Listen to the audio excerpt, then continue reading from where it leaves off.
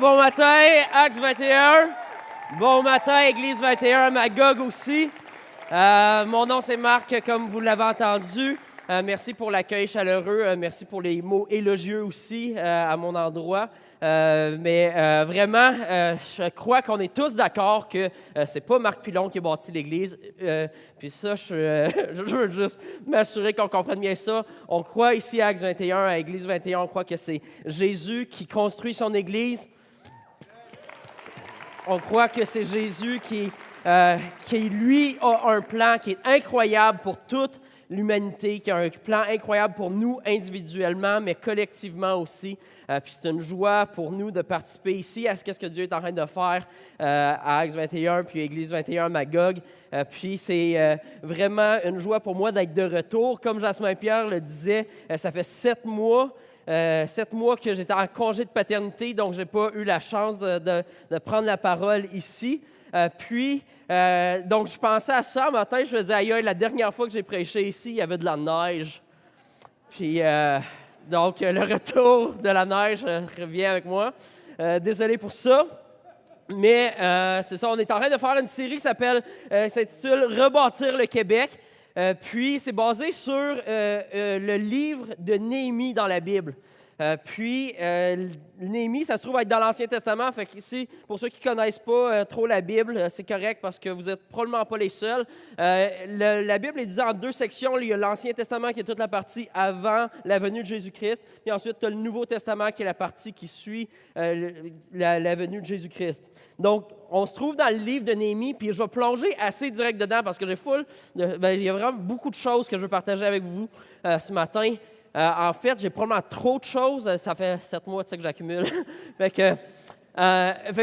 J'aimerais ça qu'on prie au début, qu'on demande juste à Dieu de guider la matinée pour que ça soit plus qu'est-ce que lui veut nous dire ce matin qui sorte. Donc, Jésus, on veut te remercier pour le fait que tu nous donnes la vie. On veut te remercier que tu as un plan qui est incroyable pour l'être humain. On veut te remercier que tu as un plan incroyable pour non seulement l'être humain, mais toute la création. Puis on te prie qu'on puisse ce matin s'enligner avec toi, être en communion avec toi, qu'on peut chercher à être un avec toi pour recevoir de toi ce que tu veux nous dire. Tu nous connais individuellement, donc tu veux parler à nos cœurs individuels. Je te prie que ça puisse être une rencontre où ce qu'on ne fait pas juste entendre des belles paroles, mais où ce qu'on a une visite du Créateur qui veut nous parler. On veut te remercier que tu n'es pas un Dieu qui est distant, mais tu es un Dieu qui est proche. On veut te remercier pour le fait que tu bâtis ton Église. Tu veux rebâtir ton peuple. Puis on veut faire partie de ce plan-là. Donc, je te prie ce matin juste de guider notre temps ensemble, guide mes paroles. Je te prie de faire taire tout ce que moi j'ai le goût de déballer, mais que tu puisses parler exactement ce que toi tu veux communiquer à ton peuple ce matin. On va te dire qu'on t'aime. Amen. Yes. Fait que c'est ça, on se retrouve aujourd'hui à la suite de la série de Néhémie. Le contexte, c'est qu'on se retrouve dans la ville de Jérusalem. Puis c'est avant la venue de Jésus-Christ, comme je le disais. Puis la ville de Dieu, la ville de Jérusalem, est détruite. Ça fait environ 150 ans, en fait, que la ville est détruite. Puis il y a eu une première vague, parce que le peuple d'Israël ils ont été amenés en captivité. Puis, il y a une première vague qui est revenue à Jérusalem. Là, ça fait environ 90 ans qu'ils sont revenus à Jérusalem, mais qui vivent dans la désolation. La ville est détruite, les murs sont détruits. Ça fait environ 90 ans que le peuple, tranquillement, est là, puis il n'y a pas grand-chose qui se passe. Mais Dieu, lui, a un plan. Il veut rebâtir cette ville-là. Puis, il envoie un homme qui s'appelle Néhémie pour rassembler le peuple. Il veut rassembler les gens du peuple, les mobiliser ensemble, les coordonner tous ensemble sous un même plan, une seule vision pour travailler ensemble comme un seul corps et rebâtir les murs de la ville. Puis, la raison qu'on fait le parallèle avec l'histoire qu'on trouve dans Néhémie, puis le fait de rebâtir le Québec, c'est que l'histoire, pour ceux qui ne connaissent pas beaucoup la Bible, dans l'Ancien Testament, Dieu donne beaucoup d'histoires. Il nous raconte beaucoup d'histoires, des faits vécus, des vraies choses qu'on peut tracer dans l'histoire. Puis il nous donne ces histoires-là pour nous amener à comprendre qu'est-ce que lui, Dieu, est en train de faire dans les sphères spirituelles. comment est-ce que lui est en train de... c'est comme s'il nous donne des exemples tangibles, physiques, pour comprendre des réalités spirituelles. Puis dans l'histoire de Néhémie, c'est justement un fait vécu, une histoire réelle, tangible, où Dieu nous raconte cette histoire-là pour nous aider à comprendre la réalité spirituelle de comment lui veut rebâtir le monde brisé dans lequel on vit. Il veut rebâtir le monde brisé, même d'aujourd'hui, en 2016. Puis, dans notre cas, on parle du Québec, on parle de comment est-ce que Dieu veut guérir le peuple québécois, comment il veut rebâtir spirituellement le peuple québécois, puis que ça ait des répercussions dans toutes les sphères de la société, parce que c'est une bonne nouvelle quand Dieu vient rebâtir. Donc, puis pour ça, je veux commencer par donner un aperçu très rapide de c'est quoi l'histoire globale de Dieu puis de l'être humain. On doit absolument comprendre le contexte global de l'histoire pour bien comprendre pourquoi on parle de rebâtir le Québec aujourd'hui dans une série à une église. Donc, je vais donner un aperçu, puis écoutez bien, parce que si vous avez aucune notion de c'est quoi la Bible, c'est quoi le message de la Bible, en quelques paragraphes, en quelques phrases, je vais juste résumer vraiment qu'est-ce qui se passe, c'est quoi cette grande histoire-là. C'est quoi le but de Dieu en arrière de tout ça? Parce que beaucoup les Québécois, on se réveille de plus en plus avec aucune notion de c'est quoi le but de la vie. Souvent, on se réveille, on ne sait pas vraiment c'est quoi notre mission de vie. Pourquoi est-ce que j'existe? Puis, on a besoin, si on veut vraiment saisir l'ampleur ou la signification de notre vie, on doit absolument comprendre comment notre vie elle s'intègre à l'intérieur d'une plus grande histoire qui amène notre rôle à être significatif. Donc Dieu, au début de l'histoire, on voit que Dieu a créé l'être humain pour être un avec lui. C'est une chose incroyable. Le Créateur désire que l'être humain soit un avec lui.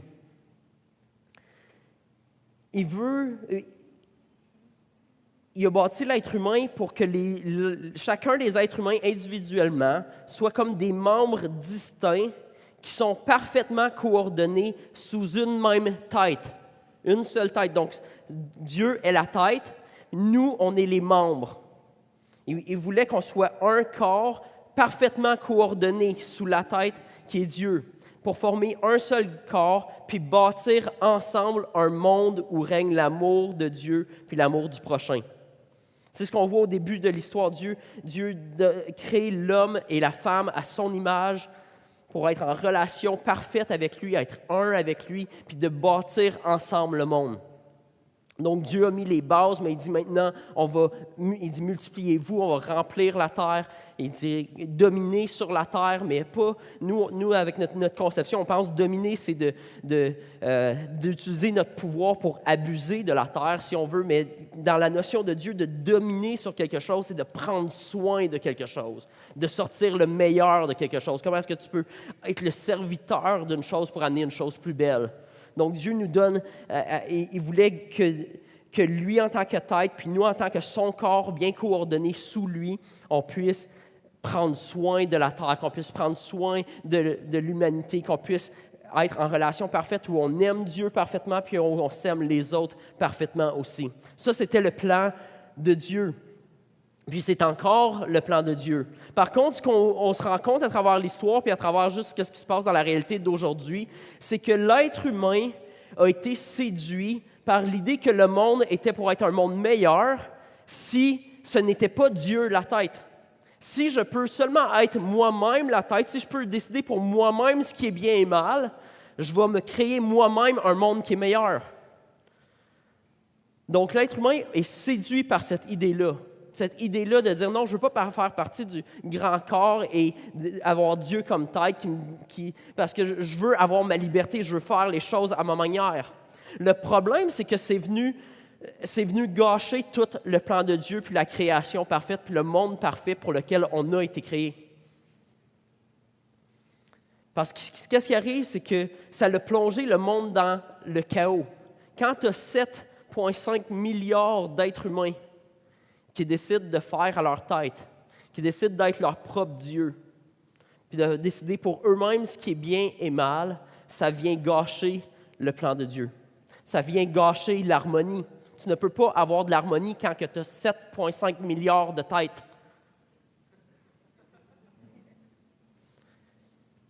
Dieu avait conçu l'univers pour fonctionner comme étant un. Tous sous la tête qui est Dieu, qui coordonne parfaitement toute cette harmonie parfaite-là. Mais l'être humain, en voulant faire à sa tête, puis être son propre Dieu, puis décider lui-même ce qui est bien et mal, est venu gâcher ce plan-là. Puis c'est pour ça qu'aujourd'hui, on ne vit pas dans un monde qui est plein d'unité, plein de paix, plein d'harmonie, de joie, d'amour. On ne vit pas dans un monde où il y a plein d'amour de Dieu puis l'amour du prochain. En fait, on retrouve ces choses-là par section, par parcelle, puis on sait que notre cœur aspire à cette chose-là parce qu'en réalité, on a été créé pour ça. Vous avez été créé pour un monde parfait. Mais le plan de Dieu, son plan original, a été détruit par l'arrogance de l'être humain, de vouloir être son propre Dieu. Mais l'histoire de la Bible ne finit vraiment pas là. Le plan de Dieu maintenant, c'est que Jésus-Christ donne sa vie pour rassembler tout être humain. Puis, tout être humain qui, aujourd'hui, veut se détourner de l'idée d'être son propre Dieu puis d'être sa propre tête, puis qui commence à comprendre, je crois que le monde serait un monde meilleur, pas si c'est moi la tête, mais si c'est Dieu la tête. Jésus, il dit, moi, je veux rassembler tous ces gens-là. Je vais les rassembler sous moi, je vais les rassembler de nouveau à former un seul corps qui va, une fois de plus, être coordonné sous une seule tête pour, ensemble, rebâtir le monde qui a été détruit par le péché, par le mal. On va le rebâtir ensemble. L'être humain va pouvoir recommencer à apprendre, à réapprendre à vivre pleinement l'expérience humaine. Parce que l'expérience humaine à son meilleur, c'est pas quand que tu fais à ta tête, mais c'est quand que tu es à l'endroit où tu as été créé pour être. À l'intérieur d'un corps, à l'intérieur d'une unité où il y a une tête qui est Dieu. Donc, Dieu est en train de faire ce plan-là. La Bible nous dit que Jésus est comme le premier-né de cette nouvelle création-là. Et la Bible le compare comme s'il y a eu une première création de la nature, tout ça. L'être humain a gâché ça, mais Jésus, quand il est mort, puis ensuite ressuscité, il est ressuscité pour maintenant donner une vie nouvelle, de dire on va recommencer maintenant à neuf, on va bâtir quelque chose de nouveau. Donc, on est appelé à redevenir un avec Dieu, comme des membres distincts qui réapprennent par l'Esprit de Dieu, parce que ça nous dit que quand on croit en Jésus-Christ, à ce moment-là, Dieu nous donne son Saint-Esprit. Comme au tout début, on était remplis de l'Esprit de Dieu, Dieu avait soufflé son Esprit en nous pour qu'on puisse être un avec lui. Donc, on réapprend à former un seul corps. On réapprend à travailler ensemble. Le but, c'est de rebâtir un monde où règne l'amour de Dieu puis l'amour de notre prochain. C'est pour ça que Jésus dit que tous les commandements sont inclus dans l'idée de « Tu aimeras le Seigneur ton Dieu de tout ton cœur, de toute ton âme, de toute ta force, et tu aimeras ton prochain comme toi-même. » Donc Dieu est en train de bâtir ce monde parfait. Il est en train de le rebâtir. C'est le monde après lequel chaque être humain aspire. Puis des fois, on est désillusionné parce qu'on croit que ce monde-là ne pourra jamais exister. Puis en réalité, c'est que l'être humain, à cause que c'est le monde pour lequel il a été bâti, qui a été créé, l'être humain fait plein de tentatives de recréer ce monde-là, de se restructurer sous une même tête. Tous les efforts de gouvernement, c'est essentiellement l'être humain qui se rend compte, non, si on vit tous individuellement en étant chacun la tête, ça ne marche pas. Donc, essayons d'élire un gouvernement qui va représenter l'ensemble et qu'on va pouvoir travailler comme un seul corps pour bâtir un Québec meilleur ou un monde meilleur, etc. Mais la réalité, c'est que l'être humain n'a jamais été créé pour être la tête. Donc, chaque gouvernement qu'on essaie d'avoir ne fonctionne jamais à réellement le faire parfaitement parce qu'on a besoin d'une tête qui est parfaite pour coordonner le corps parfaitement. Puis c'est l'appel de Dieu, il appelle tout être humain de toute langue, de toute nation, de tout peuple. Il dit, regroupez-vous, rassemblez-vous sous moi qui est la tête parfaite, puis je vais rebâtir ce monde-là, un monde d'harmonie où ce que tout le monde est bien coordonné ensemble pour former un seul corps. Donc, c'est le plan de Dieu. Puis, aujourd'hui, dans la série de Néhémie, on arrive au chapitre 6. Puis, c'est une partie de l'histoire où tout le monde, justement, du peuple s'est mis ensemble. Ils se sont tous mis de la partie. Ils ont tous travaillé fort ensemble à construire chacun sa partie du mur. Puis, les travaux y achèvent réellement. Mais là, ce qu'on voit dans l'histoire, c'est que l'ennemi du peuple d'Israël, ça lui fait peur. Ça leur fait peur le fait que les murs sont en train de se rebâtir. Donc, ils tentent par 1001 façons de distraire, de décourager, de faire peur pour faire cesser les travaux de Dieu. Puis ça, c'est la réalité aussi dans nos vies. Quand l'ennemi de Dieu, quand Satan, quand un tiers des gens, la Bible nous dit qu'un tiers des anges qui étaient des créatures de Dieu créées pour servir Dieu, quand un tiers des anges, eux aussi, se sont rebellés contre Dieu, eux se sont dit, on va s'attaquer à ce que Dieu a de plus précieux, ses enfants, l'être humain. Donc, puis c'est lui qui a séduit l'être humain à vouloir être lui-même son propre Dieu, vouloir vivre à sa manière. Puis c'est la réalité spirituelle même aujourd'hui. Donc, il y a une réalité qu'il y a un ennemi. Dieu a un ennemi qui sont des anges déchus qui cherchent à nous amener, nous, à vivre à notre façon, puis à ne pas vouloir se coordonner avec Dieu. Mais quand ils voient les murs se rebâtir, quand ils voient que Dieu est en train de rassembler son peuple, quand ils se rendent compte qu'il y a des êtres humains qui sont en train de se ranger en dessous de la tête qui est Jésus-Christ, puis qui sont en train de dire, nous autres, on va travailler ensemble comme un seul corps pour rebâtir le monde, la nouvelle création de Dieu. À ce moment-là, ça commence à lui faire peur. Parce qu'il se rend compte que quand l'être humain recommence à travailler en collaboration avec Dieu, tout d'un coup, il n'y a plus rien qui peut l'arrêter. Donc, si Dieu est pour nous, qui sera contre nous? Qui va pouvoir arrêter les plans de Dieu quand on se range en dessous de Dieu?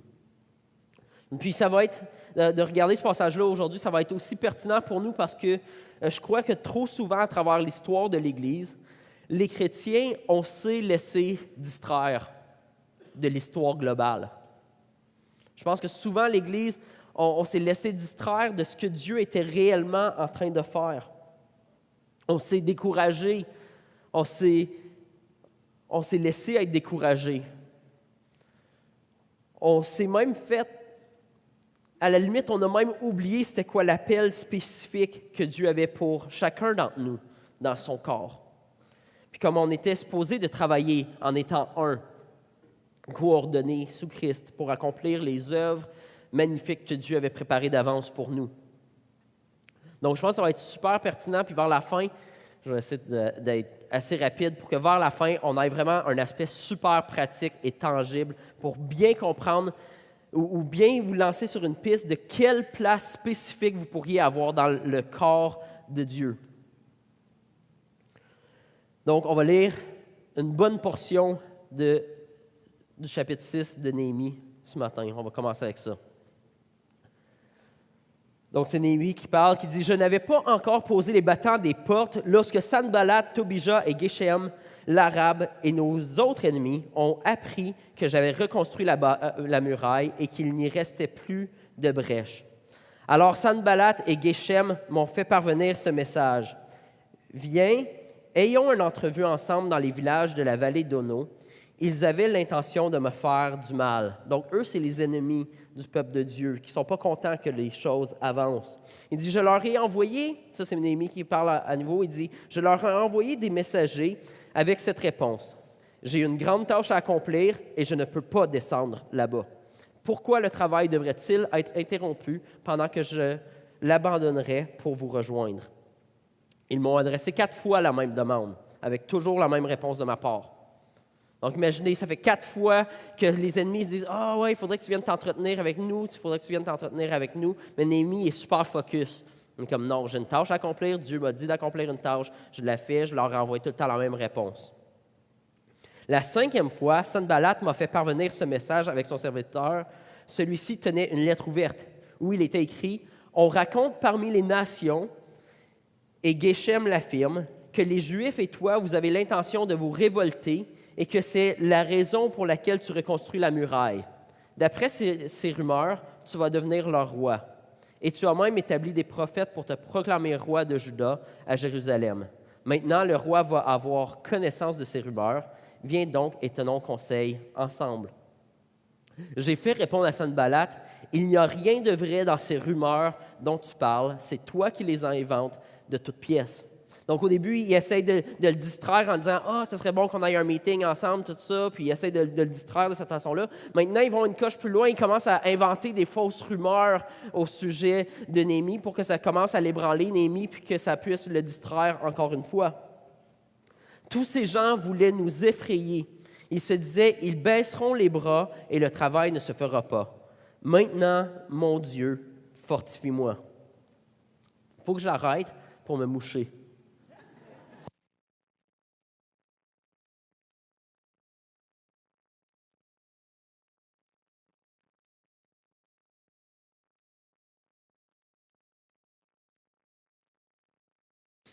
Donc, ceux qui sont nouveaux depuis 7 mois, sachez que je me mouche souvent. Désolé, je suis fait de même. Les autres, c'est pour ça que les autres sont tous contents. Ils sont comme « Ah, yes! » C'est la nostalgie. On continue. Verset 10. « Pour ma part, je me suis rendu à la maison de Shemaïja, fils de Délaja, et petit-fils de Méhétabil. Et il s'était enfermé chez lui et a dit, « Allons ensemble dans la maison de Dieu, à l'intérieur du sanctuaire, et fermons les portes derrière nous, car on va venir pour te tuer, et c'est pendant la nuit qu'on viendra pour cela. » J'ai répondu, « Un gouverneur comme moi prendre la fuite? Du reste, comment un laïc tel que moi, donc un laïc, Néhémie, ce n'était pas un homme de Dieu, un homme du clergé, si on veut, qui faisait partie des fonctions du temple. Il dit, comment un laïc tel que moi pourrait-il entrer dans le sanctuaire et rester en vie? Je n'y entrerai pas. Donc, dans la loi de Dieu, à ce moment-là, dans le temple, un laïc ne pouvait pas entrer dans cette partie-là du sanctuaire. J'ai discerné par là que ce n'était pas Dieu qui l'avait envoyé, mais qu'il prononçait cette prophétie sur moi parce que Sanballat et Tobija l'avaient soudoyé. Donc maintenant, ils ont essayé de le distraire en lui disant « Viens avec nous autres faire un meeting ». Après ça, ils inventent des fausses rumeurs. Ensuite, ils soudoient un prophète, ils soudoient un homme de Dieu qui ne devrait pas se laisser soudoyer, mais où il y a de l'homme, il y a de l'hommerie. Donc, cet homme de Dieu-là se laisse soudoyer, puis essaye d'entraîner Néhémie dans un guet-apens. Par son intermédiaire, ils espéraient me faire peur pour que je suive son conseil et commette ainsi un péché. Cela leur aurait permis de salir ma réputation et de m'enlever tout crédit. Donc, eux autres, ils avaient l'intention, on va salir sa réputation, puis les travaux vont cesser. Mon Dieu, souviens-toi de Tobija, de Sanballat, en les traitant conformément à leur façon d'agir. Souviens-toi aussi de la prophétesse Noadia et des autres prophètes qui cherchent à m'effrayer. La muraille a été terminée le 25e jour du mois d'Élul, soit en 52 jours. Je ne sais pas si vous vous rappelez, au début, je vous ai dit, ça fait 150 ans que les murs sont détruits. Ça fait 90 ans que les premiers Juifs sont revenus dans la ville, qui vivent dans la désolation avec des murs détruits. Mais quand que Dieu a un plan, puis il envoie le peuple à se coordonner tous ensemble, en 52 jours. Imaginez, il devait se dire, voyons, pourquoi est-ce qu'on a attendu tout ce temps-là? Ça fait 90 ans qu'on vit dans la désolation, puis en 52 jours, le problème il est réglé. Ça nous aide à comprendre pourquoi l'ennemi a peur quand le corps de Christ se mobilise sous lui. Quand les chrétiens, quand l'être humain recommence à se mobiliser sous la tête qui est Dieu, puis de dire on va reconstruire avec lui, c'est sûr que l'ennemi tremble. Parce qu'il sait que l'impossible va être rendu possible. Il sait que ce qui était décourageant va devenir un sujet de victoire, puis d'encouragement, puis d'enthousiasme, puis de motivation. Lorsque tous nos ennemis dans toutes les nations environnantes l'ont appris, ils ont eu peur. Ils se sont sentis tout petits et ont reconnu que c'était notre Dieu qui avait présidé à la réalisation de ce travail. Eux autres, ils se rendaient très bien compte que ce n'était pas Néhémie qui était en train de tout faire ça. Les ennemis de Dieu se sentaient tout petits à côté de ce qui venait de se réaliser, parce qu'ils se rendaient compte que ce n'était pas juste des êtres humains qui s'étaient coordonnés ensemble. Et ils réalisaient ce qui vient d'être fait, c'est miraculeux. C'est, oui, l'être humain qui s'est coordonné ensemble, mais sous une tête qui est beaucoup plus puissante que l'être humain, qui est Dieu. Puis la main de Dieu était sur eux, puis était favorable envers eux. Puis l'impossible est rendu possible. Puis ça nous dit, par contre, même à cette époque-là, il y avait des nobles de Juda, donc des gens d'influence, qui adressaient fréquemment des lettres à Tobija, qui était l'ennemi, et qui en recevaient de lui. Beaucoup en Juda avaient en effet conclu un pacte avec lui parce qu'il était le gendre de Shekania, fils d'Arash, et que son fils Joshanan avait épousé la fille de Meshulam, fils de Brikia. J'imagine qu'il dit tout ça parce qu'il est en train de dire, à cause qu'il était en une position d'influence avec une famille d'influentes, etc., à cause de ça, les gens voulaient être dans les bonnes grâces de ces personnes-là. Donc, il dit, même il y en avait du peuple qui, eux, comme s'alliaient d'amitié avec notre ennemi parce qu'il y avait des choses à retirer de lui. Et ils allaient jusqu'à vanter ses mérites en ma présence.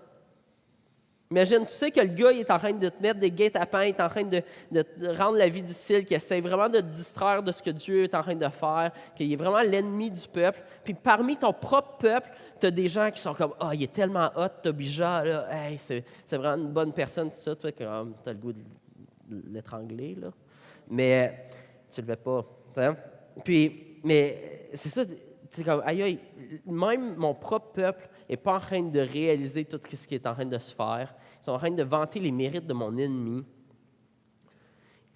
Ils allaient jusqu'à vanter ses mérites en ma présence et à lui rapporter mes paroles.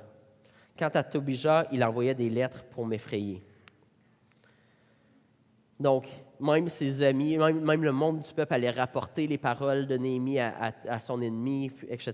Donc, on voit vraiment à quel point ça aurait été facile pour Néhémie d'être comme ébranlé par tout ça, de se sentir toute seule dans tout ça, puis de se laisser distraire, puis de dire, OK, bon, ben il faut que je règle tous les petits problèmes qui se passent autour, il faut que je m'assure de rebâtir ma réputation, rebâtir mon influence, rebâtir,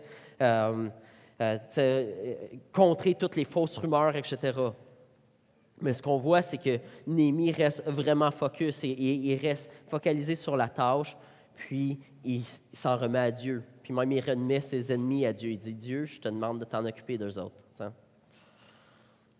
Mais ce qui est intéressant dans tout ça, c'est de voir à quel point c'est une stratégie après l'autre. En juste quelques versets, c'est comme, OK, il faut essayer de faire ça. L'ennemi, il est en panique. Il est en mode panique. Il faut qu'on trouve un moyen d'arrêter l'œuvre de Dieu. Donc, on voit que l'ennemi a peur quand il voit le peuple de Dieu s'unir comme un seul corps pour bâtir avec intégrité les plans de Dieu. Parce que, comme je dis, l'impossible devient possible quand ça arrive. Donc, cette grande désolation qui avait marqué le peuple de Dieu pendant les dernières 150 années, C'est disparu en 52 jours parce que le peuple se coordonne sous la tête qui est Dieu. Puis ça fait peur à l'ennemi quand il voit ça. Puis ça fait peur à l'ennemi quand il voit ça dans ta vie. Même quand il voit une seule personne commencer à s'unir à Dieu, marcher en communion avec Dieu, ça fait peur à l'ennemi.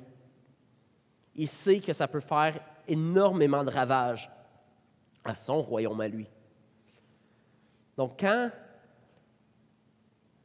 tu décides de prendre un pas dans la bonne direction avec Dieu, de dire, oui, je veux devenir un avec le Créateur de l'univers. Oui, je veux le reconnaître comme lui étant la tête. Satan tremble quand ça arrive.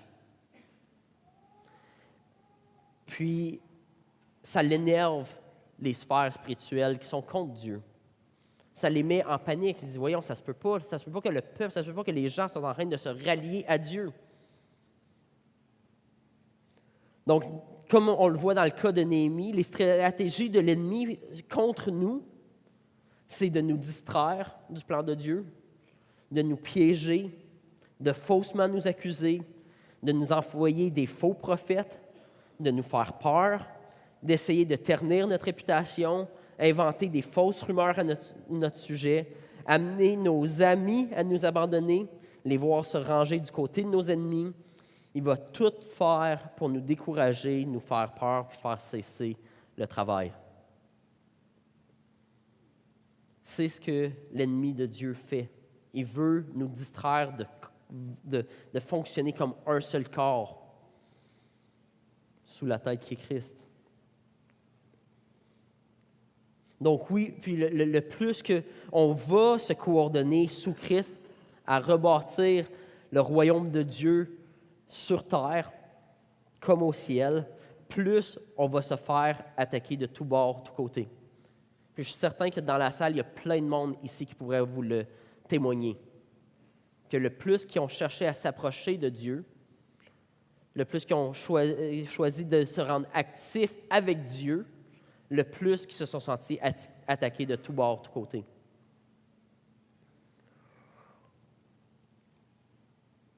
C'est exactement ce que Satan a fait envers Jésus.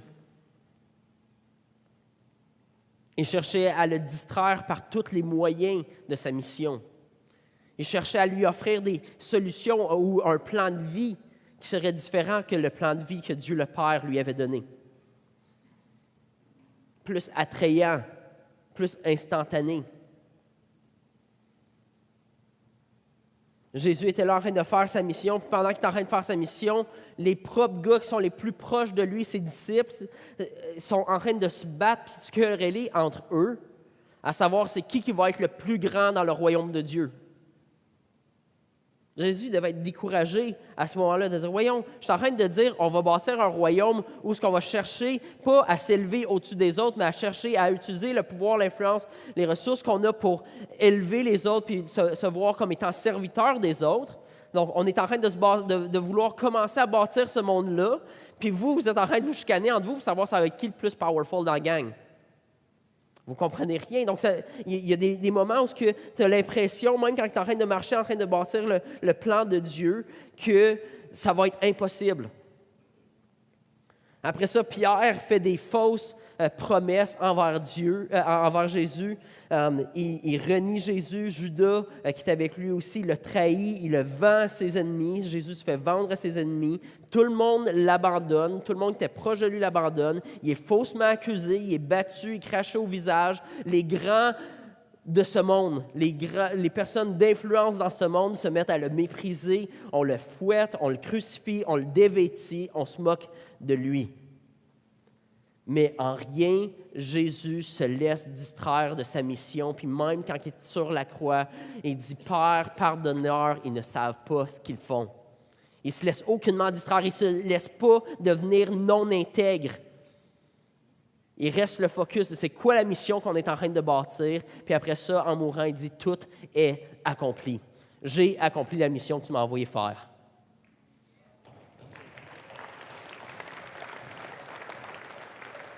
Alors, prenez courage, parce que le fait que l'ennemi tremble, c'est un bon signe. Le fait que l'ennemi s'agite contre vous, c'est un bon signe. C'est un signe que vous gagnez du terrain, que vous êtes en train de marcher. C'est un signe du moins que vous pourriez voir, à dire, il y a des bonnes chances que tout ce qui est en train de se passer là, c'est à cause que je suis dans une démarche pour m'approcher de Dieu.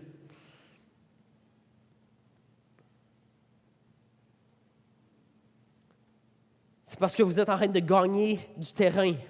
Vous êtes en train de vivre des percées nouvelles dans votre relation avec Dieu, dans votre unification à lui, puis avec son corps qui est l'Église pour la construction de son royaume. Puis écoutez bien cette parole-là de Jésus, une parole que Jésus a dit à ses disciples, tout de suite après les avoir avertis qu'ils étaient pour vivre des épreuves, des souffrances, des tribulations, etc. C'est dans Jean 16, ça va être affiché à l'arrière. Ça dit, je vous ai dit cela, parce que ça peut être décourageant de savoir qu'on va être attaqué de tous bords, de tous côtés. Il dit, je vous ai dit cela afin que vous ayez la paix en moi. Vous aurez à souffrir dans le monde, mais prenez courage, moi, j'ai vaincu le monde. Jésus, il a eu le dessus. Jésus, il n'a pas flanché. Puis Jésus est Dieu, puis Jésus, il dit, c'est moi qui vais rebâtir mon Église, puis j'ai vaincu le monde. Père, pardonne-leur, ils ne savent pas ce qu'ils font, mais tout est accompli.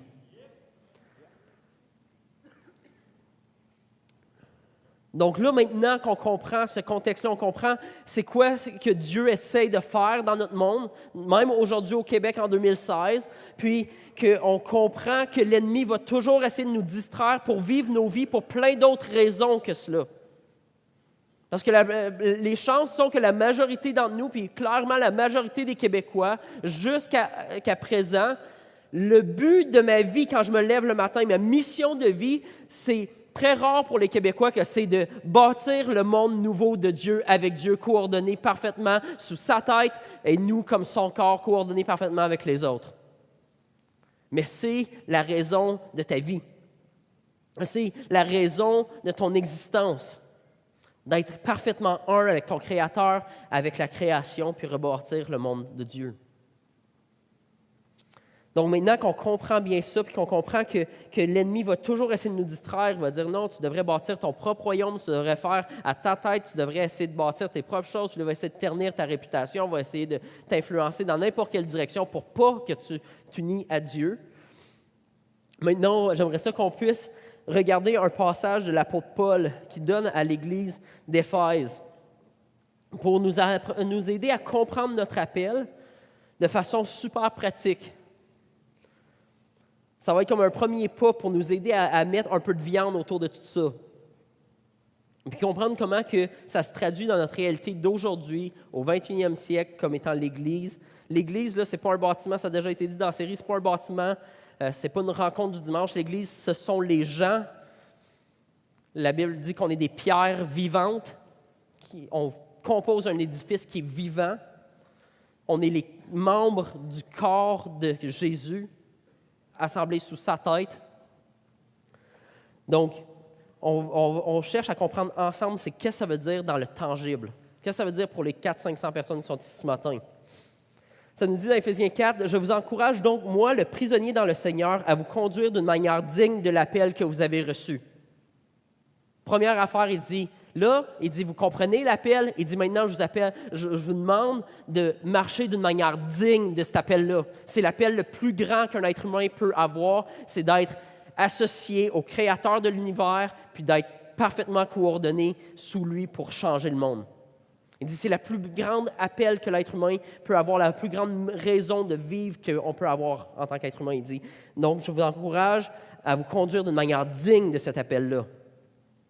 Il dit, en toute humilité et douceur, avec patience, supportez-vous les uns les autres dans l'amour.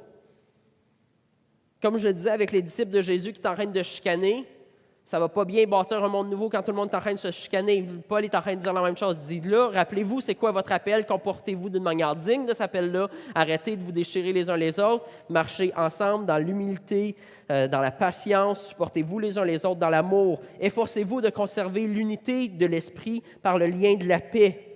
Il y a un seul corps. Il y a un seul corps et un seul esprit. De même que vous avez été appelés à une seule espérance par votre vocation, il y a un seul Seigneur, un seul baptême, une seule foi, un seul baptême, un seul Dieu et Père de tous. Il est au-dessus de tous, agit à travers tous et habite en nous tous. J'arrête là avant de continuer. Juste vous dire, là, quand on est en train de parler de ça, puis aujourd'hui, en 2016, l'Église, c'est pas Acts 21. C'est pas Église 21. C'est tous les chrétiens dans le monde. C'est l'Église de Dieu. C'est eux qui sont appelés à être un. Il dit « Conservez l'unité de l'esprit par le lien de la paix. Il y a un seul corps, un seul esprit. » Donc, toutes les autres églises de Sherbrooke, on est appelés à être un avec eux aussi. On est coordonnés sous la même tête. On ne peut pas dire « Ah, nous autres, non, nous autres, on va faire à notre tête. » Acts 21, ce n'est pas une tête. Église 21, ce n'est pas une tête. On est tous... Acts 21 est un membre distinct d'autres membres distincts, mais Dieu, Jésus-Christ, est la tête qui est en train de faire quelque chose à travers Sherbrooke et à travers le monde. Nous autres, on a la joie de faire partie de ça puis de se coordonner parfaitement avec Christ puis avec les autres. Cependant, à chacun de nous, la grâce a été donnée à la mesure du don de Christ. Donc, c'est lui qui a donné les uns comme apôtres, les autres comme prophètes, les autres comme évangélistes, les autres comme bergers et enseignants.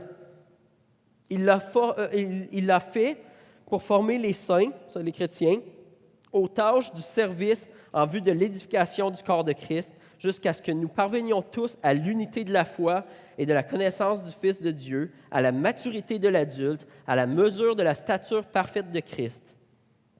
Ainsi, nous ne serons plus des petits-enfants, ballottés et emportés par tout vent de doctrine, par la ruse des hommes et leur habileté dans les manœuvres d'égarement. Il dit, il va falloir qu'on mature. Les disciples de Jésus, à ce moment-là, ils étaient immatures.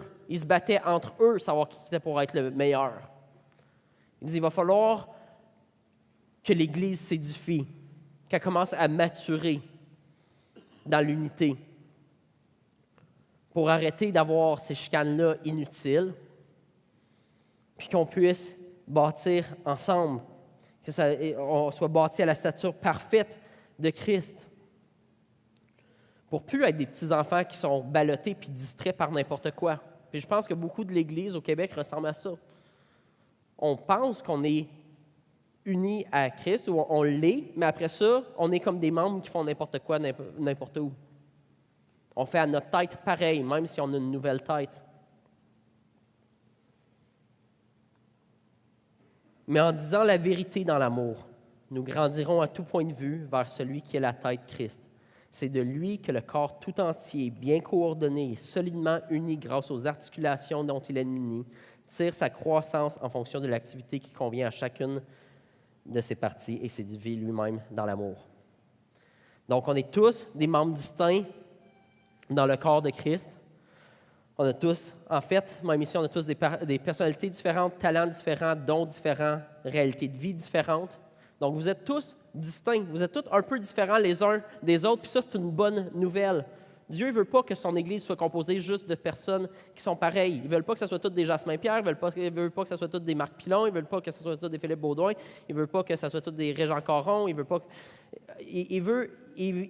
que vous soyez tous différents les uns des autres. C'est une bonne nouvelle.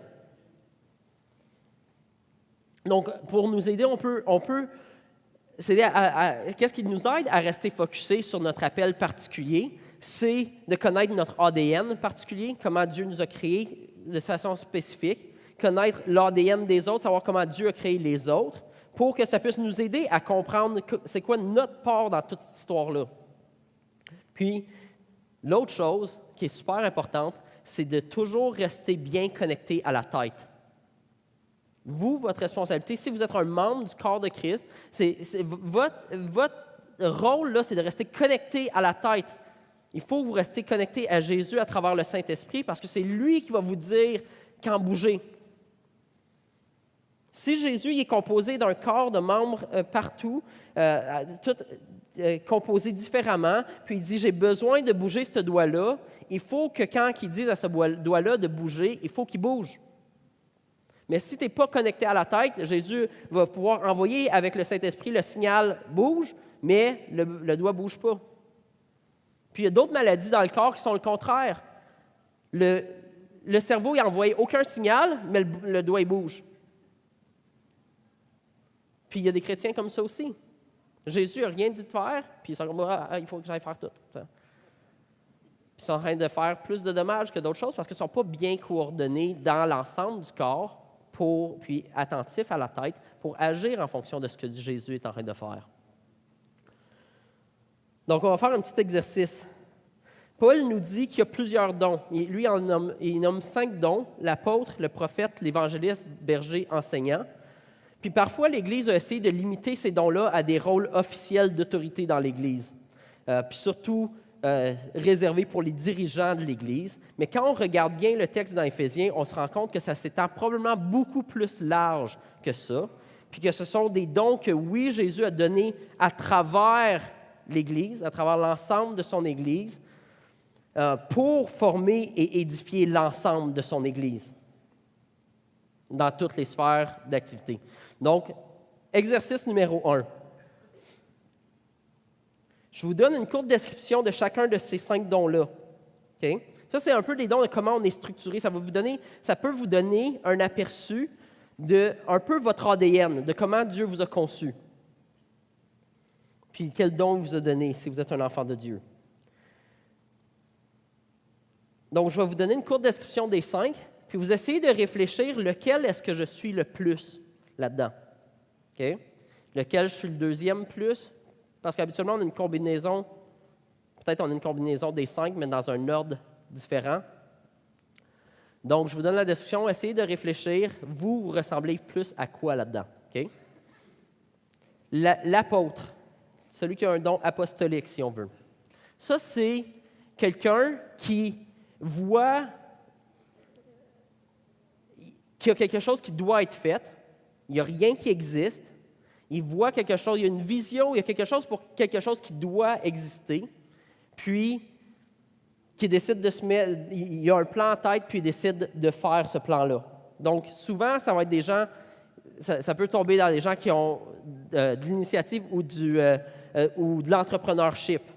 Ils disent, OK, bon, comme exemple pour Acts 21, Acts 21 n'existait pas, tout d'un coup, là, on se dit, OK, bon, ben il faudrait qu'il y ait une communauté de même qui existe, on a un plan en tête, on le fait, puis tout ça, donc il y a quelque chose qui existe.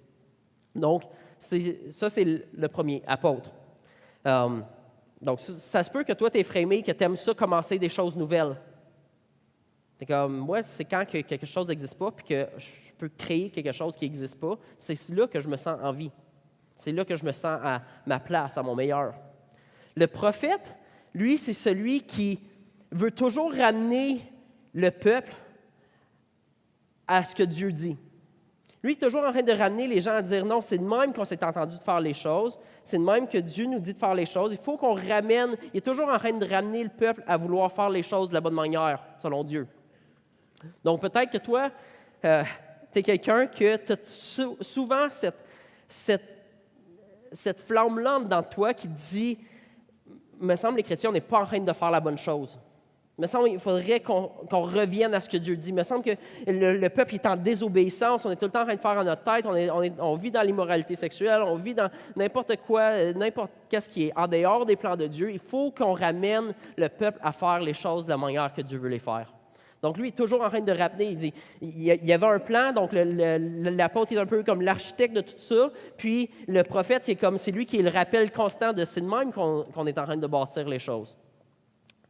Donc, peut-être tu es de cette personne-là. L'évangéliste, lui, c'est quelqu'un qui est passionné par tout ça, qu'est-ce que Dieu est en train de faire, puis qui veut absolument que d'autres joignent le projet. Lui, comme, il faut que tu comprennes le plan de Dieu, il faut que tu joignes le plan de Dieu, c'est trop important, c'est trop beau, etc. Puis, il mobilise les gens à vouloir joindre le projet de Dieu. Donc, peut-être que tu es une de ces personnes-là. Le berger, lui, c'est le terme qu'on appelle pasteur habituellement. Le berger, c'est de prendre soin des gens. Parce qu'au fur et à mesure que Dieu est en train de bâtir son royaume, puis que les gens sont appelés à le faire de la bonne manière, etc., c'est sûr que on deal avec des êtres humains. Puis des êtres humains, ça a ses blessures, ça a son passé, ça a ses réalités, puis on n'est pas toujours en bonne shape pour bien suivre ce que Dieu est en train de faire. Donc le berger, lui, est très... il prend beaucoup soin des gens, il accompagne les gens dans leur mariage, accompagne les gens dans leur situation de vie, dans leur détresse, etc. Ils sont vraiment là pour prendre soin des gens. Donc peut-être toi, tu es vraiment axé de cette manière-là. Puis, il y a les enseignants qui, eux, sont passionnés par la connaissance, puis former les autres à bien comprendre ce qu'on est en train de faire. Donc, eux autres, ils sont passionnés, souvent dans l'Église, ils sont passionnés par la théologie, ils sont passionnés par comprendre la Bible, ils sont passionnés par comprendre, d'avoir les connaissances pour tout ça, puis de les transmettre au peuple pour savoir qu'on est en train de vraiment bâtir comme Dieu veut qu'on le bâtisse, puis que tout le monde est bien formé à exercer son rôle à l'endroit qui est. Donc là, vous pouvez avoir une idée de où vous vous situez dans tout ça. Maintenant, prochaine slide. En plus de tout ça, il y a d'autres dons que Dieu donne. Puis, eux aussi sont une... Donc, vous êtes déjà spécifique ou particulier à cause de la manière que vous avez été structuré de base, un peu plus. Puis, ensuite, vous avez toutes d'autres dons. L'exhortation, libéralité, ça c'est la générosité, le leadership, la miséricorde, service, administration, discernement, foi, guérison, secours, connaissance, miracle, langue, interprétation des langues, sagesse, célibat, hospitalier. Même le célibat, c'est un don. Parce que Dieu, il dit, dans mon corps, quand que je veux bouger, j'ai du monde qu'il ne faut pas qu'ils soient mariés parce que ça ne va pas être bon pour leur famille si je les fais faire ce que je veux qu'ils fassent. Hein. J'ai besoin qu'ils soient beaucoup plus libres que d'être attachés à une famille qui doit être à un endroit spécifique. Donc, Dieu peut vraiment, comme il a réellement créé son corps pour être très distincts les uns des autres, pour qu'on ne se ressemble vraiment pas tous, parce qu'il veut accomplir un plan qui est beaucoup plus global que juste une personne ou que juste une petite chose qu'il essaie de faire à un endroit. Il est partout dans le monde en train d'agir, avoir les bons membres au bon endroit.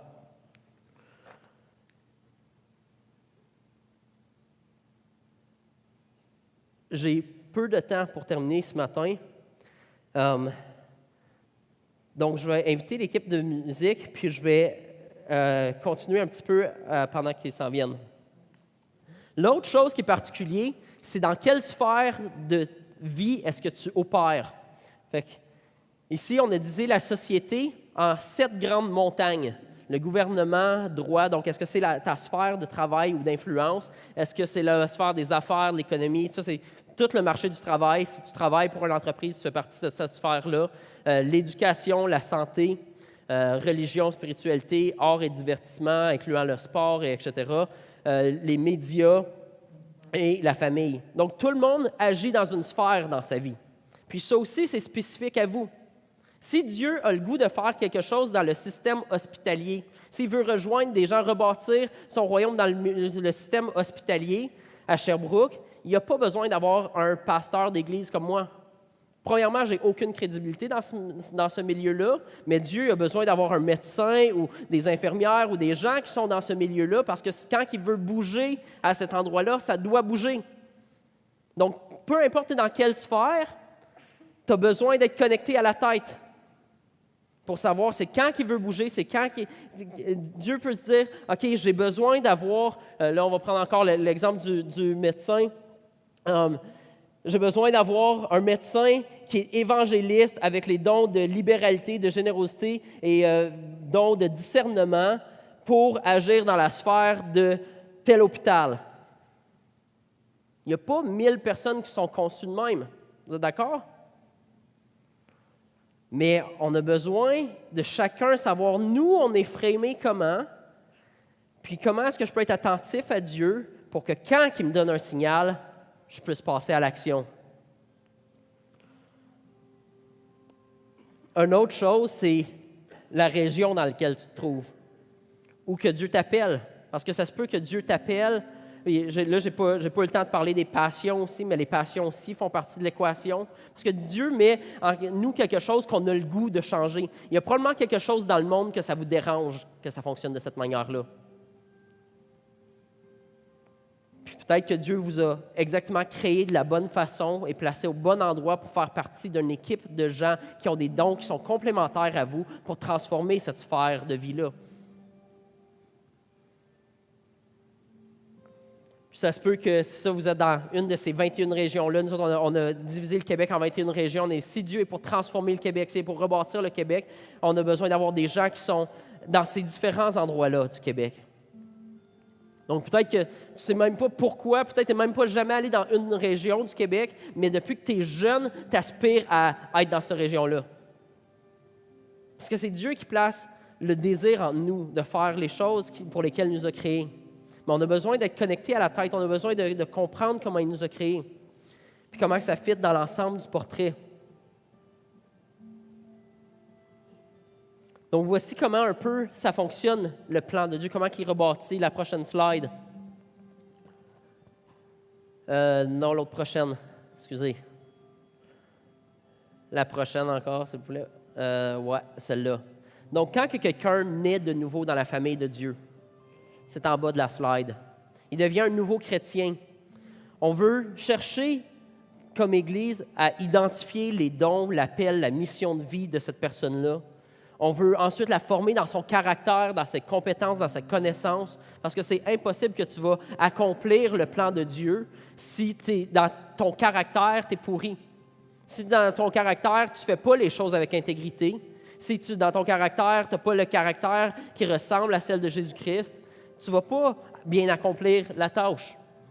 Tu as besoin d'être formé dans tes compétences. Puis même tes compétences, ça peut inclure que tu sais que tu es appelé à être dans telle sphère de la société, dans la sphère de l'éducation. Puis pour l'instant, tu n'es pas dans cette sphère-là. Peut-être tu as besoin même d'aller aux études. Puis c'est de même que même un chrétien devrait déterminer quelles études il voudrait poursuivre. Il doit déterminer, OK, si c'est ça l'appel de Dieu pour moi, c'est de transformer telle sphère, bien peut-être que je devrais choisir mes études en fonction de ça, pour avoir les compétences humaines aussi de répondre à l'appel de Dieu. Là, je ne sais pas pourquoi il a disparu en arrière. Mais ensuite, c'est ça, on veut former, on veut mandater les gens. Donc, on veut dire, OK, toi, en tant que personne, tu as un mandat en tant que père, tu as un mandat en tant que mari, tu as un mandat en tant que personne qui est dans telle sphère d'influence dans la société pour transformer, pour bâtir cette partie-là du mur. Donc, ensuite, on t'envoie. Parce que tous les chrétiens, le but, ce n'est pas d'être réunis ici le matin, mais c'est d'être envoyés à travers tout le monde pour rebâtir le monde de Dieu avec Dieu, parfaitement coordonné sous lui qui est la tête. Donc, je finis avec ce verset-là dans Éphésiens.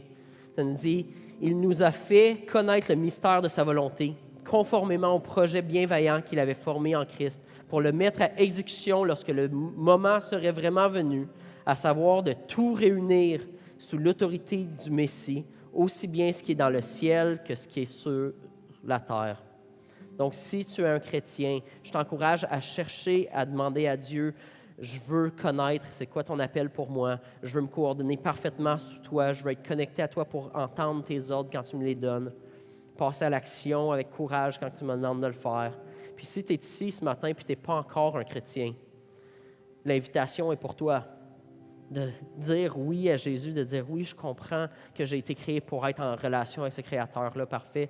Je veux enterrer mon ancienne vie. Je veux plus vivre à ma façon, en faisant ma tête. Je vois comment que ça détruit les gens autour de moi. Je vois que ça détruit les gens que j'aime. Je me rends compte même que ça fait en sorte que j'ai un dégoût de me lever le matin. J'ai besoin d'une vie nouvelle. J'ai besoin d'une meilleure raison de vivre. Puis je crois que cette raison de vivre, là, c'est toi, Jésus. Je veux vivre comme étant un avec toi. Prends-moi, pardonne-moi, aime-moi, chéris-moi. Je veux t'aimer en retour. Amen.